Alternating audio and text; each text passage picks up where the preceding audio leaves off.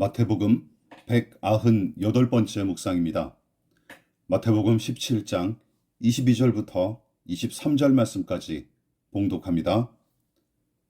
갈릴리에 모일 때에 예수께서 제자들에게 이르시되 인자가 장차 사람들의 손에 넘겨져 죽임을 당하고 제3일에 살아나리라 하시니 제자들이 매우 근심하더라. 예수님은 간질병에 걸리고 악한 영에 사로잡혀 고통당하던 아이를 고쳐주셨으나 그 아이를 위해 아무 일도 하지 못한 채 전전긍긍했던 제자들의 작은 믿음과 함께 그저 구경하고 앉아있던 무리의 믿음 없음에 관해서는 비판을 서슴지 않으십니다.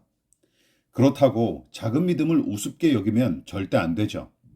믿음이 없는 불신앙의 상태와 작고 적은 믿음이라도 소유한 것은 하늘과 땅만큼 그 간극이 클 뿐만 아니라 서로가 완전히 다른 소속과 위치와 신분과 성질 등을 지니기 때문이죠. 또한 예수님은 같은 믿음일지라도 그 수준과 실력은 제각각임을 분명하게 가르쳐 주십니다. 예수님의 믿음과 제자들의 믿음도 하늘과 땅 차이죠. 또한 제자들의 믿음도 각각 수준이 다르고 믿음을 구현하는 모양새와 무르익어가는 시기도 다 제각각입니다. 그러므로 신자는 어린아이와 같은 믿음의 수준에서 만족하지 말고 믿음의 진보와 성장을 사명처럼 여기고 추구해야 마땅하죠. 그리고 본문의 무대는 다시금 갈릴리로 옮겨집니다. 그런데 거기서도 예수님은 우울한 이야기를 꺼내셨고 그 이야기를 들은 제자들은 또다시 근심하며 슬퍼합니다. 무슨 이야기를 하셨죠? 인자가 장차 사람들의 손에 넘겨져 죽임을 당하고 제3일에 살아나리라 하신 말씀입니다. 그런데 대개 이런 말을 들으면 다시 살아난다 하는 후자의 내용에 비중을 두지 않고 죽임을 당한다 하는 내용에 초점을 두고 애태우기 일쑤입니다. 제자들도 마찬가지죠. 어쨌든 예수님은 처음으로 당신이 사람들에게 괴롭힘을 당하다가 결국은 죽게 될 것을 가이사랴 빌립보에서 직접적으로 언급하셨고 본문처럼 갈릴리로 이동하여 거기 모였을 때도 똑같은 내용으로 말씀하신 것입니다. 그런데 제자들의 반응이 가이사랴 빌립보 때와는 사뭇 다르죠. 그때는 베드로가 주를 위한답시고 나섰다가 호되게 꾸지람만 들었던 탓에 이번에는 어느 누구도 나서지 않고 그저 슬퍼할 뿐입니다.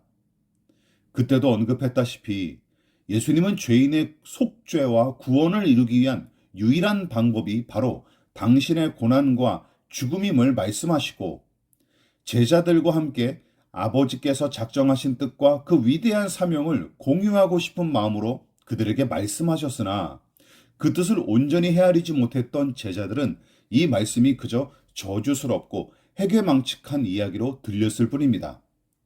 다만 가이사랴 빌립보 때처럼 그런 일이 있어서는 안 됩니다 하고 나서는 대신 그저 순순히 듣고 슬퍼한 모양새가 그나마 미미하게라도 믿음의 진전을 이룬 거로 봐도 무방하지 않을까요?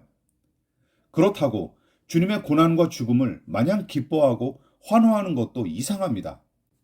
고난과 죽음을 통해 이루실 일은 너무도 귀하고 아름다운 것이지만 고난과 죽음 자체는 환호하거나 기뻐할 일이 절대 아니지 않습니까?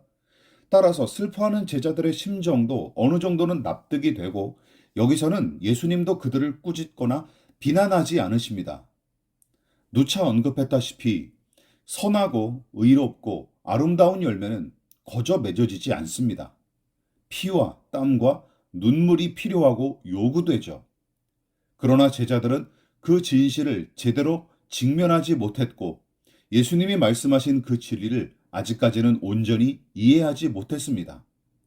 그래도 17장의 제자들은 16장보다 한 걸음 더 나아갔다고 봐야죠. 그리고 앞으로도 그들은 계속 나아갈 것입니다. 우리도 마찬가지죠.